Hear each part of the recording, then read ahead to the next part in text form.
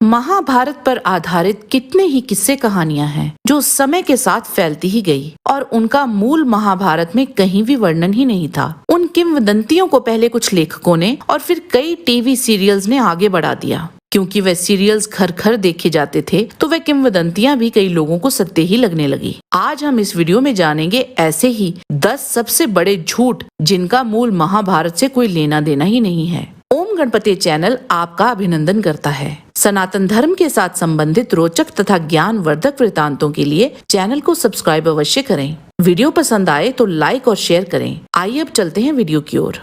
Number 10, Abhimanyu का चक्रव्यूह भेदने का ज्ञान। हम में से अधिकतर लोग यही मानते हैं कि अभिमन्यु ने चक्रव्यूह भेदने का ज्ञान अपनी माता के गर्भ में ही अर्जित कर लिया था। इस बात का वर्णन किसी भी अनुवादित संस्करण में नहीं है और इस बात की पुष्टि अभिमन्यु ने खुद भी की थी। उन्होंने अपने पिता अर्जुन से चक्रव्यूह के भीतर घुसने का ज्ञान तो ले लिया था, परंतु अर्जुन उसे पूर्ण ज्ञान नहीं दे सके क्योंकि अर्जुन के पास उस समय अभिमन्यु को बाकी का ज्ञान देने का पर्याप्त समय नहीं था। और इसी बात की पुष्टि स्वयं अर्जुन ने भी की थी कि उन्होंने अभिमन्यु को केवल उसे भेदने का ज्ञान दिया था। इन दोनों बातों का वर्णन द्रोण पर्व अध्याय 82 अथवा अध्याय 33 में किया गया है। नंबर 9, शकुनी प्रतिशोध लेने के लिए हस्तिनापुर आए थे। शकुनी को भीष्म पितामह पसंद नहीं थे, यह बात सत्य है, परंतु जब उनकी बहन का विवाह वहां हो गया तो वह भी वहीं रह गए। उसका एकमात्र कारण था उनका अपनी बहन से लगाव और वे अपनी बहन के लिए सदैव चिंतित भी रहते थे।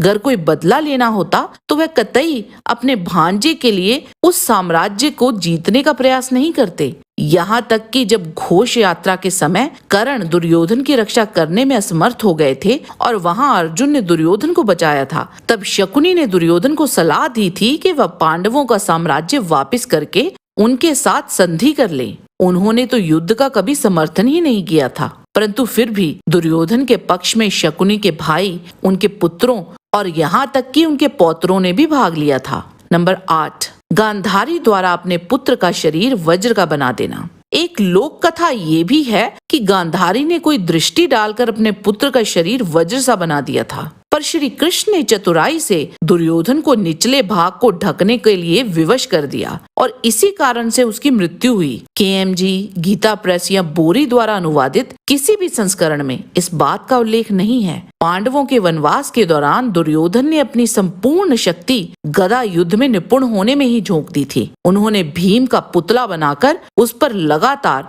13 वर्षों तक अभ्यास किया था और इसी कारण से उनका ऊपरी भाग कठोर हो गया था। नंबर 7, सहदेव अपने पिता का मस्तिष्क खा गए थे। ऐसी बेतुकी बात का वर्णन महाभारत में कहीं भी नहीं है। यह कहानी देव पटनायक की किताब जया में मिलती है, जिसके अनुसार पांडु ने वन में रहते हुए बड़ी तपस्या की थी, जिससे उन्हें बहुत ज्ञान अर्जित हो गया था और उन्होंने अपने पुत्रों से कहा था कि जब मेरी मृत्यु हो तो मेरे शरीर को खा लेना, उससे तुम्हें मेरा समस्त ज्ञान प्राप्त हो जाएगा। परंतु मूल महाभारत के अनुसार पांडु की मृत्यु माद्री के साथ सहवास करने के कुछ अवधि के बाद ही हो गई थी और उस समय नकुल सहदेव की आयु बहुत छोटी थी।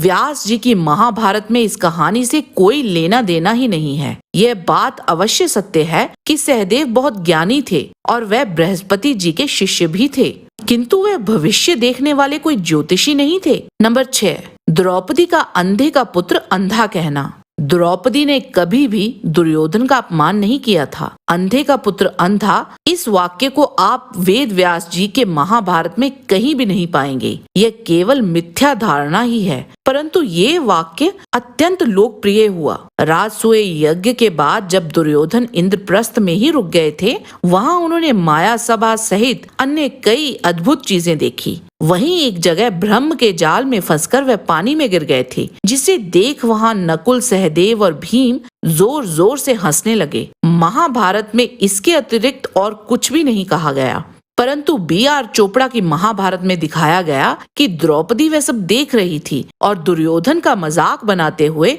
उसे अंधे का पुत्र अंधा बोल दिया। परंतु जिसने भी महाभारत पढ़ी है वो जानते हैं कि द्रौपदी ने दुर्योधन का तिरस्कार कतई नहीं किया था। नंबर 5, द्रोणाचार्य ने कर्ण को अपना शिष्य बनाने से मना कर दिया था। महाभारत के आदि पर्व के अध्याय 131 में आपको इस बात का प्रमाण मिल जाएगा कि कर्ण भी बाकी के ही राजकुमारों की तरह गुरु द्रोण से शिक्षा ग्रहण कर रहे थे। उन्होंने प्रारंभिक शिक्षा गुरु द्रोण से ही ली थी। वहीं आश्रम में एक दिन कर्ण एकांत में गुरु द्रोण से मिलने पहुंचे और उनसे बोले कि मुझे अर्जुन से युद्ध करने की अभिलाषा है और मुझे आप ब्रह्मास्त्र का ज्ञान दीजिए। पर द्रोणाचार्य कर्ण की मंशा भांप गए थे और उन्होंने मना कर दिया। तब कर्ण परशुराम जी के पास गए थे। कुंडल हरण पर्व में कर्ण ने सूर्यदेव से कहा था, आप मेरी चिंता न करें, मेरे पास अस्त्रों का महान बल है। मैंने परशुराम और द्रोणाचार्य जी से अस्त्र विद्या सीखी है।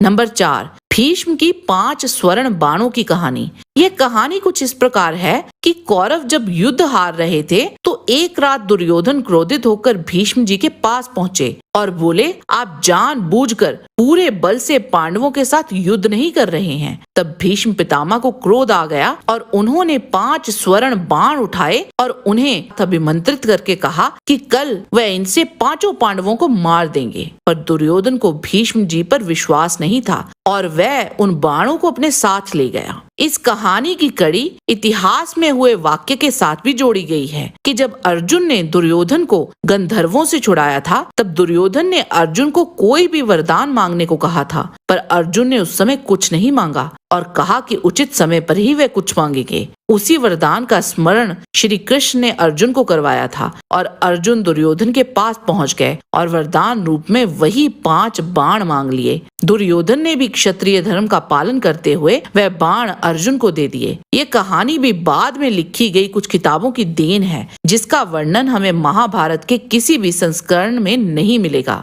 भीष्म पितामह ने दुर्योधन के समक्ष बस यही प्रतिज्ञा ली थी कि वे प्रतिदिन 10,000 पांडव योद्धाओं को मारेंगे। नंबर 3, कर्ण द्वारा श्री कृष्ण को सोने का दांत देना। ये कहानी शिवाजी सावंत की किताब मृत्युंजय से प्रख्यात हुई थी। इस कथा के अनुसार अर्जुन से अंतिम युद्ध के बाद कर्ण अति घायल हो गए थे और वहां वे अपनी अंतिम सांसें गिन रहे थे। तब सूर्यदेव ने कहा कि मेरा पुत्र अब तक का सबसे बड़ा दानवीर है। इंद्र तो पहले ही कर्ण की परीक्षा ले चुके थे। इस कहानी के भी अलग अलग अनुवाद किए गए हैं। तो वहां कर्ण ने किसी व्यक्ति के रोने की आवाज सुनी जो कह रहा था कि उसके पास अपने बेटे के अंतिम संस्कार करने के पैसे नहीं हैं और उसने सुना कि कर्ण मारा गया और वो रोते हुए बोला कि कोई और दानवीर इस भूमि पर है। तब कर्ण ने पत्थर से अपने 2 सोने के दांत तोड़कर उस व्यक्ति को दे दिए। अगर महाभारत की ही बात करें तो अर्जुन ने अंजलि का अस्त्र चलाकर कर्ण का सिर धड़ से अलग कर दिया था और उसकी वही मृत्यु हो गई थी। तो दांत देने का तो कोई सवाल ही नहीं उठता। नंबर 2, बर्बरीक और उसके 3 बाण। बर्बरीक का वर्णन हमें स्कंद पुराण में मिलता है। इसके अनुसार वह घटोत्कच के पुत्र थे। वहीं मूल महाभारत में घटोत्कच के पुत्र का नाम अंजन परवान बताया गया, जिसका वध अश्वत्थामा ने किया था। स्कंद पुराण की कथा के अनुसार जब युधिष्ठिर ने पूछा कि कौन सा योद्धा कितनी देर में युद्ध समाप्त कर सकता है, तो बर्बरीक ने कहा कि वह कुछ घड़ियों में ही ऐसा कर सकते हैं। तब उसने एक बाण निकाला और उसे चला दिया, जिससे भस्म निकली और वह वहां उपस्थित योद्धाओं के शरीर के किसी न किसी अंग पर गिर गई। मात्र पांडव ही थे जिनके शरीर को उस भस्म ने नहीं छुआ। तब बर्बरीक ने कहा, यही आप सबके शरीर के कमजोर हिस्से हैं। अगला बाण मैं इन्हीं हिस्सों पर चलाऊंगा तो सबकी मृत्यु हो जाएगी। स्कंद पुराण की इस कथा के अनुसार पांडव वैसे भी उन 3 बाणों से सुरक्षित थे क्योंकि वह भस्म उन पर गिरी ही नहीं थी। पर अगर आप महाभारत को ही आधार माने तो वह एक काल्पनिक पात्र था। उसकी कथा जो स्कंद पुराण में वर्णित है वह भी टीवी सीरियल्स और कथाओं में गलत तरीके से प्रस्तुत किया गया है। नंबर 1, कर्ण द्वारा अर्जुन के रथ को अपने बाणों से पीछे ढकेल देना, जिस पर स्वयं श्री कृष्ण और हनुमान सवार थे। ना जाने ये कथा कहां से आई और ऐसी काल्पनिक कथा को किसने इतना प्रख्यात कर दिया।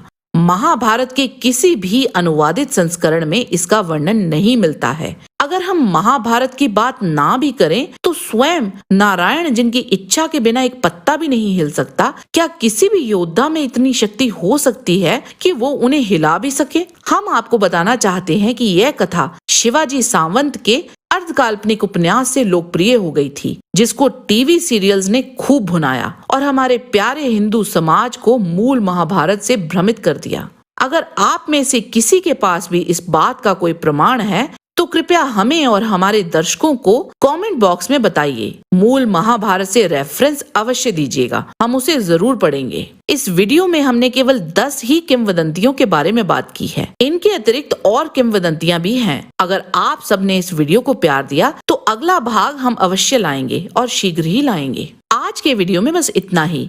आशा करते हैं कि आपको आज का वीडियो पसंद आया होगा। इसे लाइक अवश्य करें। जाने से पहले चैनल को सब्सक्राइब करेंगे तो हमें बहुत खुशी होगी। आपसे फिर मिलते हैं एक और रोचक वीडियो के साथ। परमात्मा से आपके लिए कामना के साथ आपको हमारा विनम्र नमस्कार।